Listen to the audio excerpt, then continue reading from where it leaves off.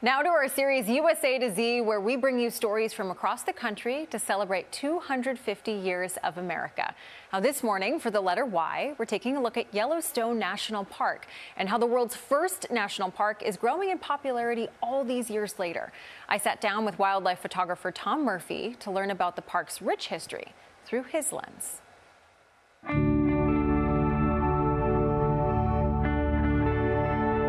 Known for its wondrous views, breathtaking scenery, and abundant wildlife. This is Yellowstone National Park, one of the oldest natural treasures on Earth. Nestled in the northwest corner of Wyoming, Yellowstone was established in 1872. It's widely recognized as the world's first national park, setting aside wilderness not for one person, but for the public and the future. There's perhaps no one who's captured the landscape's majesty more closely than wildlife photographer Tom Murphy. This is a bull. You can tell by the shape of the head. This guy was at least 1,800 to 2,000 pounds. Wow. A big guy. Through his lens, he's seen it all. Over the past 5 decades, wolves, bears, birds, and bison. Murphy's compelling photos help tell the story of the nature and wildlife that live in one of the best preserved wilderness areas on the planet. For many people, the way that they are going to experience Yellowstone is through your lens. What does that responsibility mean to you?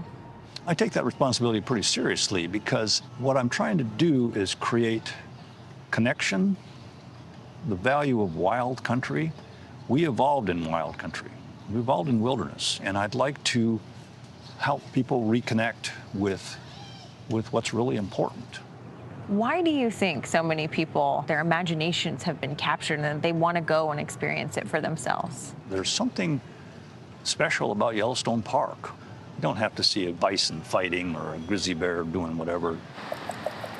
Just listen to the birds. That changes a lot of people's lives. More than 150 years since its creation, Yellowstone National Park helped define one of America's most enduring conservation ideals, that some places are too meaningful to be consumed, too beautiful to be lost.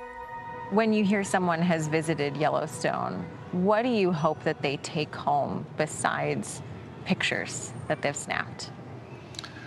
A connection to the strength of the land, that this place is valuable, beautiful, and therefore let's take care of it.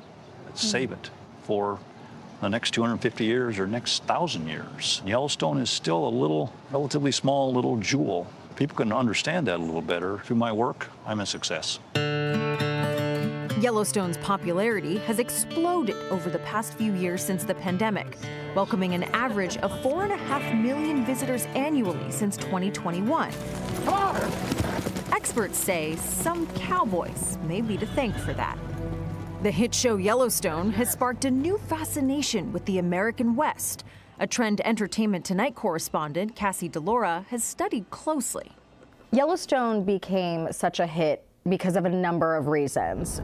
The backdrop, the scenery, the cinematography of Yellowstone was a character in itself. Morning. Every episode felt like it was a feature film. At its peak, Yellowstone was the #1 scripted series on television. Yellowstone has helped reshape how America views Western culture. Murphy's pictures have helped do the same since his photography journey began back in 1975. And this summer, his work is reaching millions in a new way, in the form of a U.S. postage stamp featuring his photo of a bison in Yellowstone. Murphy considers it just a small glimpse of what makes his favorite place so special. America has reached 250 years, but in another 250 years, what do you hope for Yellowstone? What I hope for Yellowstone, it still creates wonder and people want to come and see it because of its uniqueness, because there's going to be grizzly bears, wolves, wild creatures still living there. So that's my fantasy, is that we'll be mature enough as a country to value those kind of places still, not lose sight of what's ultimately the most valuable, which is wild country. So grateful to Alyssa Candiotti, Nairi Williams, and Craig Shea for helping on that beautiful piece. It was gorgeous. Yeah, it was beautifully shot, beautifully edited, and it was just so cool talking to Tom because all of his pictures, everything's like really cute and nice. But he was like, "Look, this is wildlife out there, and there is a resilience, especially to the bison, that felt so reminiscent of the American journey as well." I love how he said that we evolved in the wild, right? And that it's so important to stay connected to it. Such a great piece. I feel more at peace after watching that, Kelly. I love that. Thank you. Yes. And the celebration of America's 250th birthday will be right here on CBS.